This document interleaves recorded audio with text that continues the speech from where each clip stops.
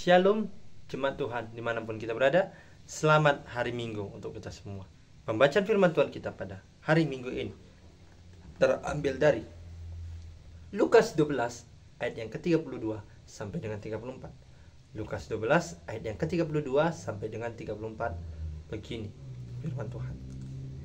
Janganlah takut, hai kamu kawanan kecil, karena Bapamu telah berkenan memberikan kamu kerajaan itu. Jualah segala milikmu dan berikanlah sedekah. Buatlah bagimu pundi-pundi yang tidak dapat menjadi tua, suatu harta di sorga yang tidak akan habis, yang tidak dapat didekati pencuri, dan yang tidak dirusakkan ngangat. Karena di mana hartamu berada, di situ juga hatimu berada. Sejauh ini pembacaan firman Tuhan. Berbahagialah orang yang mau mendengarkan dan mempraktekkan firman ini dalam kehidupannya sehari-hari. Shalom dan selamat hari Minggu untuk kita semua.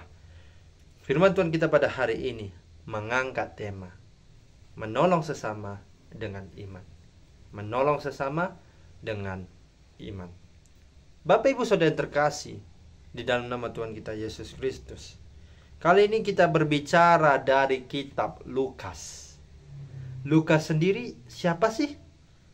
Mungkin ada juga yang Bapak Ibu Saudara sendiri sudah tahu, atau ada juga yang mungkin belum tahu siapa Lukas itu sendiri. Jadi Bapak Ibu Saudara yang terkasih, Lukas itu adalah seorang dokter, atau yang bisa dikatakan pada masa itu adalah seorang tabib. Nah, dalam perkataannya dia memiliki satu kata kunci dalam hidupnya untuk menjadikan dia adalah seorang yang berprofesi sebagai dokter. Dia mengatakan begini: meskipun saya ini adalah seorang dokter, tetapi saya meyakini bahwa dokter dari segala dokter itu adalah Yesus Kristus itu sendiri. Karena dia percaya melalui tangan kasih Tuhan, dokter yang paling mujarab itu adalah Tuhan sendiri. Meskipun di dunia ini banyak sekali dokter-dokter yang terkenal dengan ahlinya, yaitu dokter ahli paru, penyakit dalam, jantung dan sebagainya, tetapi yang kita percaya dokter yang paling hebat adalah Tuhan kita Yesus Kristus sendiri. Nah, jadi Bapak Ibu Saudara yang terkasih, pada kali ini kita berbicara bagaimana seseorang, bagaimana hidup kita ditimpa ataupun pada saat ini ditimpa yang namanya hal kekhawatiran. Karena di dalam ayat 12 dikatakan penulis, yakni adalah janganlah takut, hai kamu kawanan kecil, karena Bapamu telah berkenan memberikan kamu kerajaan itu. Apa sih kawanan kecil itu sendiri? Kawanan kecil itu sendiri adalah kawanan yang kita bisa mengatakan adalah orang-orang yang terpinggirkan, orang-orang yang merasakan penindasan, pencaci makian dan sebagainya.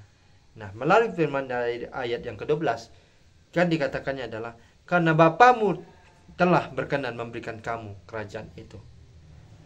Maksudnya adalah begini Bapak Ibu Saudara terkasih.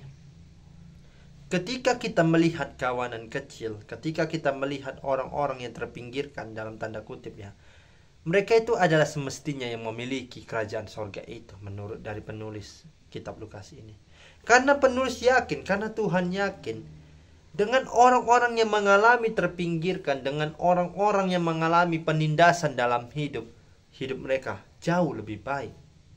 Kenapa saya katakan demikian?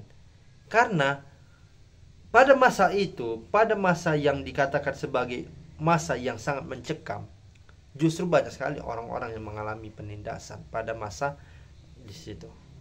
Karena dengan sesuai dengan tema kita itu adalah menolong sesama dengan iman. Iman mereka itu bertumbuh seperti layaknya seperti ini.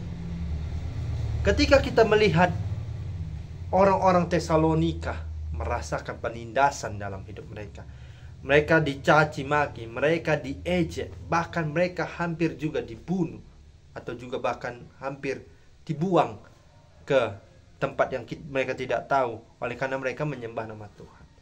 Nah, kawanan orang-orang Tesalonika ini percaya, meskipun kami ditindas, meskipun kami mengalami yang namanya pencaci makian oleh orang-orang di atas, kami percaya tetaplah kami akan berdoa kepada Tuhan saja.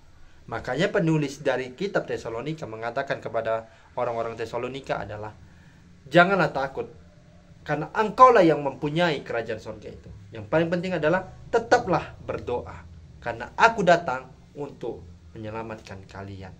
Karena aku datang untuk memberikan kalian damai sejahtera. Aku di sini adalah pesan Tuhan kepada Paulus, dan Paulus menyampaikannya kepada orang-orang Tesalonika.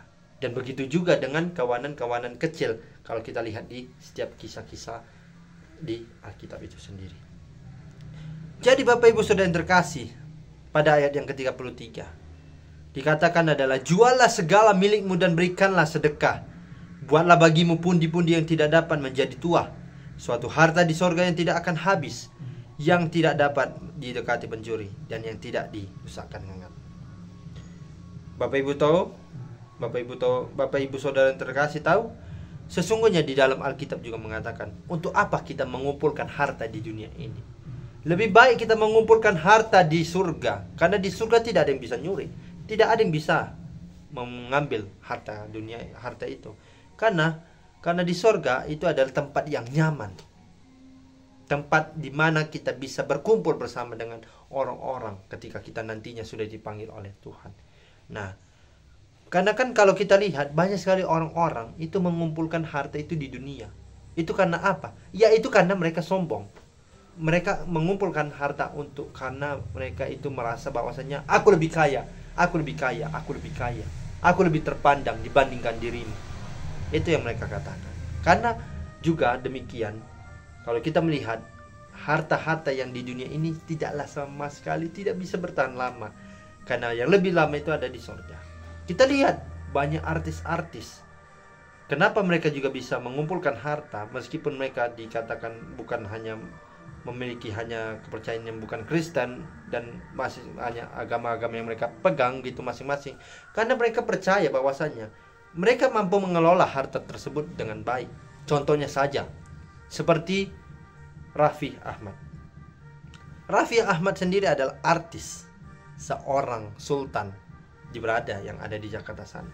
Dia membagikan sedekah kepada banyak orang, dia memberikan pertolongan kepada banyak orang. Itu karena dia percaya bahwasannya, untuk apa aku menyimpan harta ini? Lebih baik aku memberikan sedekah kepada banyak orang, aku menolong sesama dengan kepercayaanku sendiri, dengan mengatakan bahwa aku menolong ini dengan keikhlasan hatiku, bukan karena dengan paksaan. Oleh sebab itu, makanya kan kita lihat juga dalam kisah Alkitab, yaitu adalah kisah Ayub, yang mengatakan bahwasanya ketika Tuhan dan iblis ingin ingin mengetes Ayub sendiri, bisa nggak dia hidup tanpa hartanya yang berlimpah itu. Nah, bahkan juga iblis mengatakan bahwasanya, Tuhan, coba engkau bunuh Ayub, coba engkau menjatuhkan dia lebih dalam lagi. Tetapi Tuhan mengatakan apa? Tidak iblis, enyahlah engkau iblis, ini anakku Ayub.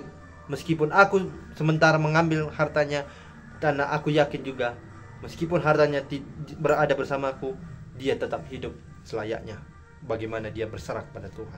Karena kan kita percaya bahwasannya ketika harta Ayub tadi diambil, awalnya dia wah gak apa-apa lah gitu. Tapi lama-kelamaan dia menyerah, ingin hartanya itu kembali. Tetapi pada akhirnya dia percaya bahwasannya, untuk apa aku mengumpulkan harta di dunia ini? Lebih baik aku mengumpulkan harta di dunia. Dan Tuhan mengatakan adalah, bagikan hartamu kepada banyak orang, tolong semua orang dengan iman yang engkau tumbuhi di dalam diri. Makanya kan di dalam ayat 34, dalam ayat terakhirnya dikatakan adalah, karena di mana hartamu berada, di situ juga hatimu berada. Nah, sekali lagi Bapak Ibu Saudara yang terkasih, untuk apa kita mengumpulkan harta sebanyak-banyaknya oleh karena ketenaran? Itu tidak ada gunanya. Lebih baik kita mengumpulkan harta di dunia, di surga maksudnya. Maaf, Bapak Ibu Saudara terkasih. Lebih baik kita mengumpulkan harta di surga dibandingkan mengumpulkan harta di dunia ini. Karena itu tadi alasannya adalah, karena kalau kita mengumpulkan harta di dunia ini, bakalan ngengat, bakalan ada pencuri yang mengambil. Kalau kita mengumpulkan harta di surga, tidak ada yang bisa mengambil. Pencuri pun sekali tidak ada yang bisa mengambil harta kita. Dan tidak ada ngengat yang berkumpul di harta kita itu. Jadi Bapak Ibu Saudara yang terkasih, apakah kita sudah melandaskan dalam diri kita sudah memberikan pertolongan kepada orang lain dengan iman? Atau malah kita membiarkan mereka, orang-orang terpinggirkan itu, hidup dengan miskin tanpa adanya bantuan dari kita.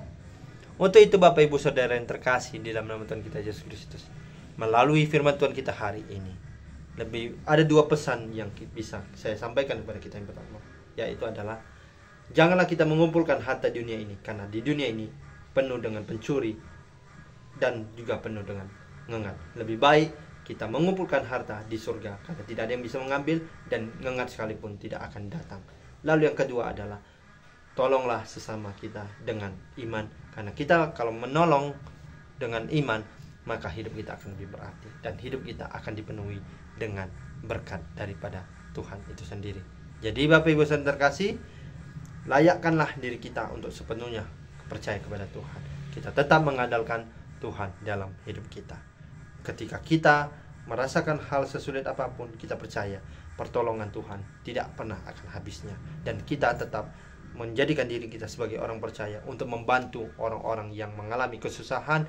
Kita memberikan tali kasih seperti Tuhan mengajarkan kepada kita untuk memberikan kasih kepada orang-orang yang Dia datangi. Ingat, kita datang untuk melayani, bukan untuk dilayani. Demikian firman Tuhan pada hari ini. Semoga firman Tuhan pada hari Minggu ini menjadi berkat dalam hidup kita sehari-hari. Amin. Tuhan Yesus memberkati.